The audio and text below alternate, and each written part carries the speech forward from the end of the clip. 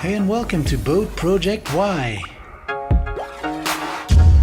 Thank you for joining us as we unveil the secrets behind transforming this extraordinary vessel and discover the hard work, the exceptional craftsmanship and the unyielding spirit of adventure that accompanies every build.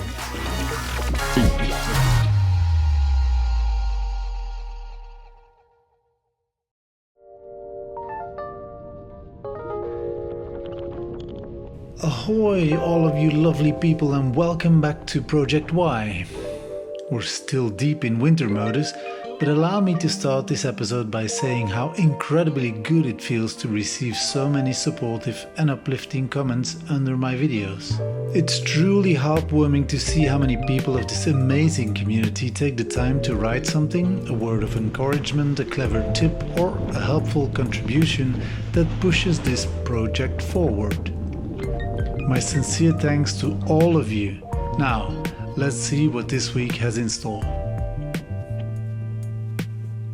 And apparently the door doesn't seal all that well without the interior finishing, but hey, those are worries for later. Right now, I have a slightly more urgent matter on my plate. Last time I ended with this lovely Dalmatian look, so now it's time to measure the hull thickness.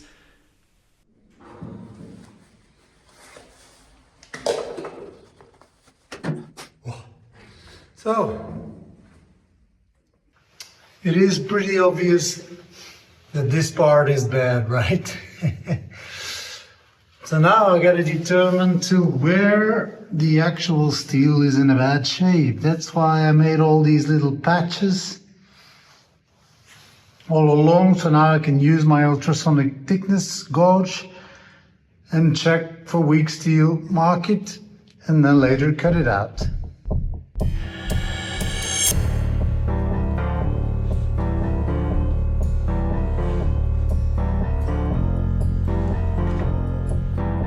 We're still working underneath the floor at the aft cabin, today's battlefield. All the bad spots, meaning anything with more than 0.5 millimeter below the original thickness, gets marked for later removal.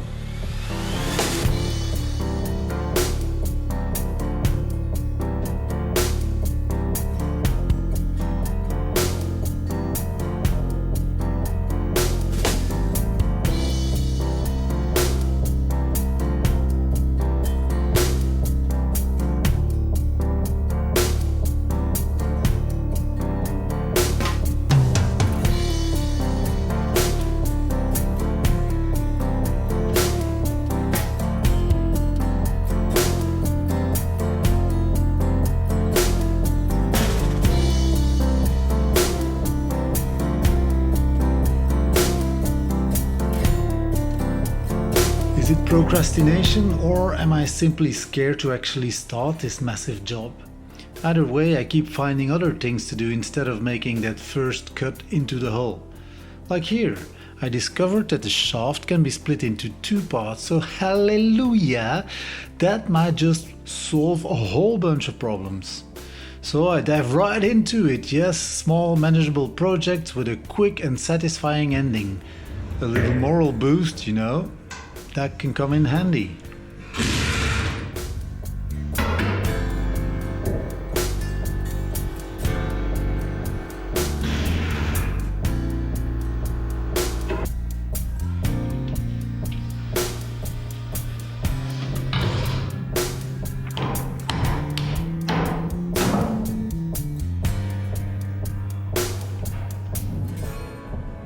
A few gentle taps with a chisel.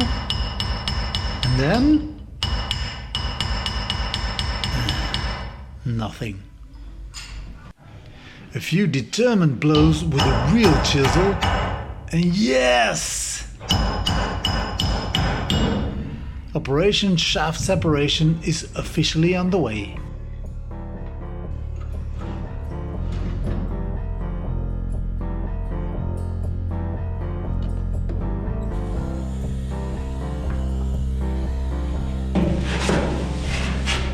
So,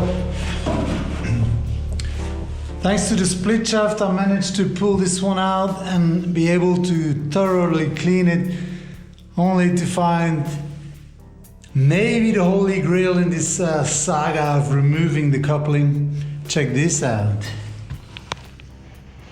Don't know if you can see it, but there is a small bolt. Could this be it? Let's try and remove it.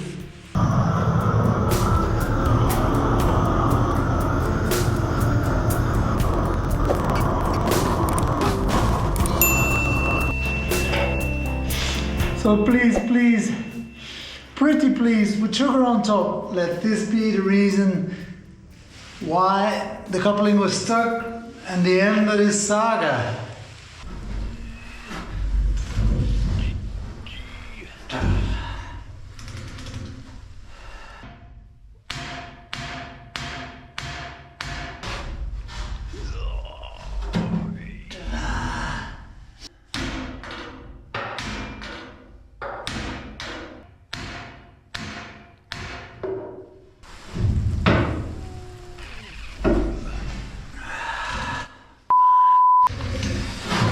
Okay, I read your comments. The next option is a hydraulic puller. I have no idea where I'm supposed to find one of those, but damn, progress is painfully slow today. So, the topic of overplating. I won't go into too much details whether or not you should do it. There are definitely pros and cons to both methods, whether you insert your new steel into the boat, into the hose boat, and then grind it flush, or you just weld a complete new piece on top of the existing steel. Well, the great overplating debate. The pros on this: it adds structural integrity, especially if the original steel is thin or corroded. It distributes stress more evenly, reducing the risk of any localized failures. It's often cheaper than replacing large hull sections, and it avoids complex cutting and welding. It minimizes disruption to existing plumbing and wiring, and it acts as a protective barrier when sealed and painted correctly. Now the cons, on the other hand: it increases the overall weight, and so it can affect performance and stability. Trapped moisture can accelerate hidden corrosion. It requires very precise welding. It makes future inspections harder, and it can look bulky and uneven. But I'm dealing with the aftermath of overplating. And the one thing I've learned is that you please, and do please, if you overplate, treat the inner, the original layer as well. Rust converter, paint it, because otherwise you're in for a lot of pain.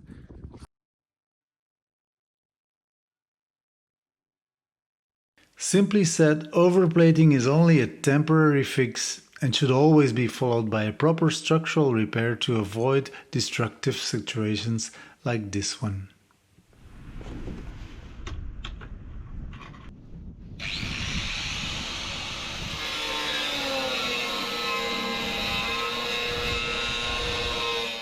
I gather all my courage and I make the first cut.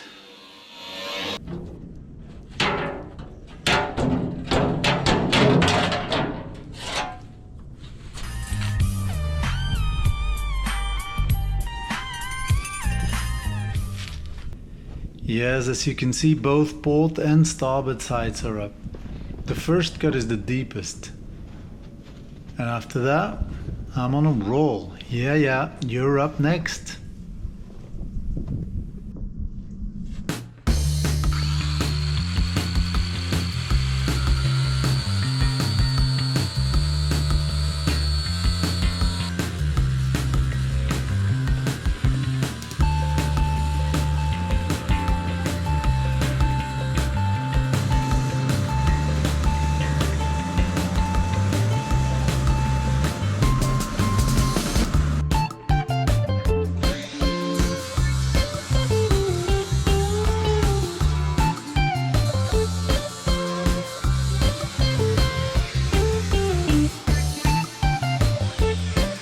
Well, almost free now, just a few more taps and then a highly advanced technique reserved only for professionals, so don't try this at home, kids.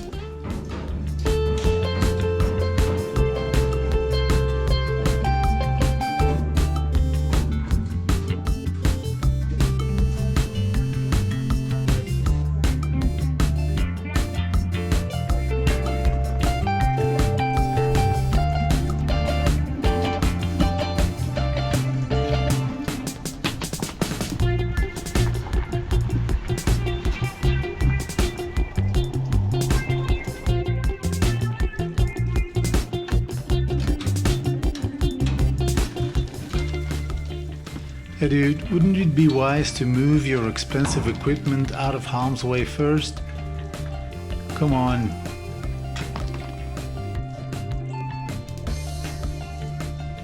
Yeah, that's way better.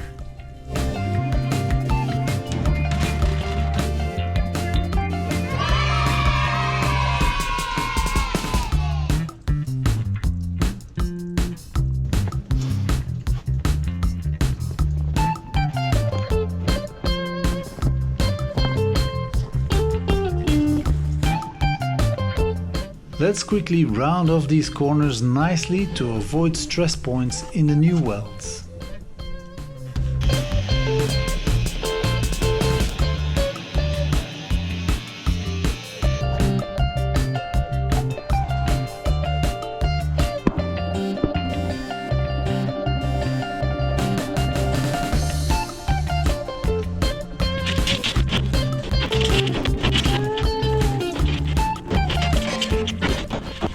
The new steel is now introduced for the first time, to trace its outline with a permanent marker. Now for this, I use my trusted broom and stick method. It's extremely effective.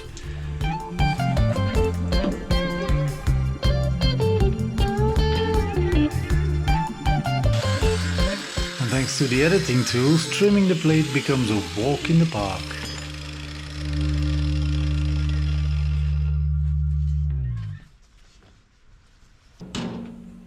Fitting is a game of patience. Grind a little, test fit, grind again until the piece sits perfectly and can be tack welded in place.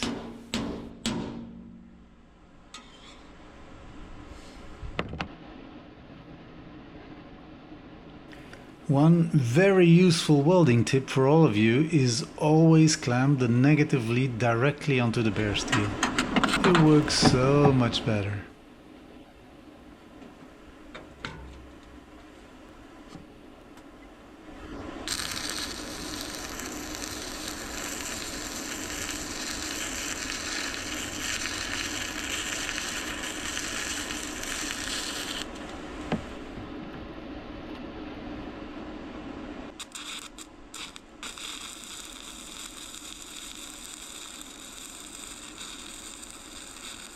And yes, broom and stick again, my master Martin would be very proud.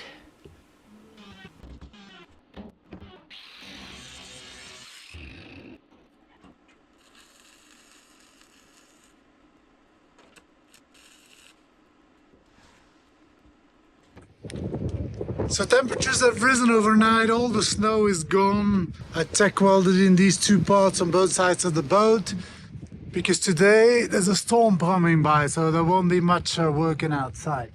My idea though is to reconstruct all the ribs on the inside, reinforce it better than ever before, and weld the inside. I'm counting on my friend Martin to come and do the outside.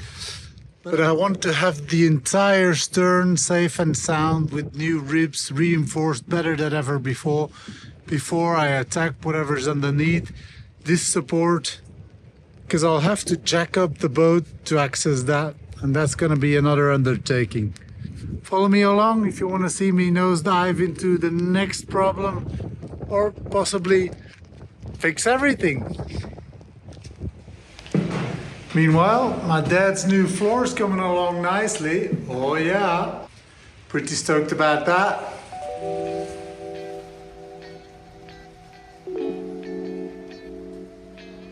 My father spent his days on his knees building this beautiful floor, which will become the foundation of the renewed wheelhouse.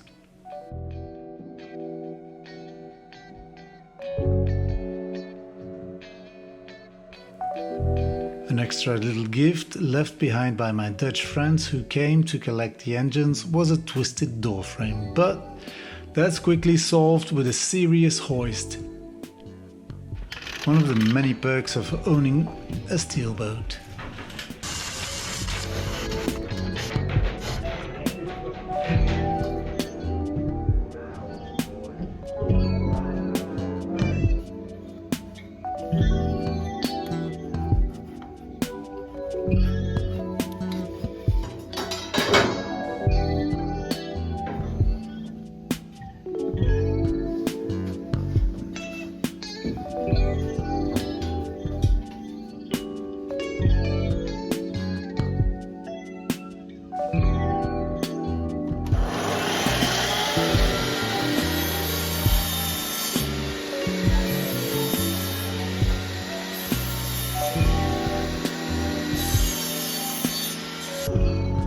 After meticulously dry fitting everything and thoroughly inspecting it, including upside down and with a beer in your hand, it is time to take it all apart and glue everything permanently.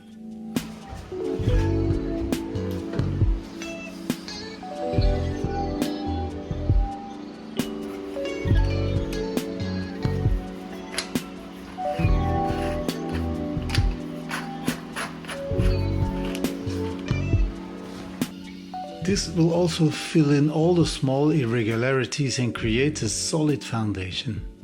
The first, and certainly not last, of the tube's Sikaflex gets sacrificed here.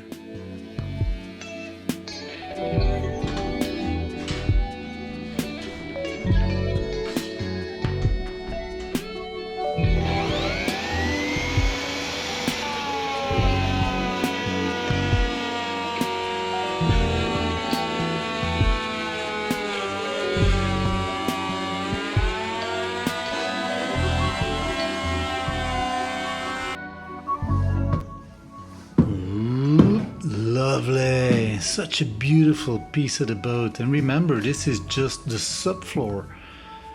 But the simple fact that we're finally building again, at least in this compartment, gives a massive boost.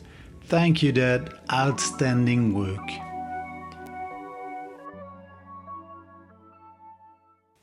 Alright then, that was it for this episode. Thanks a lot, my online friends. See you soon. May the sun shine on your face and the wind in your back. All the best. Ahoy.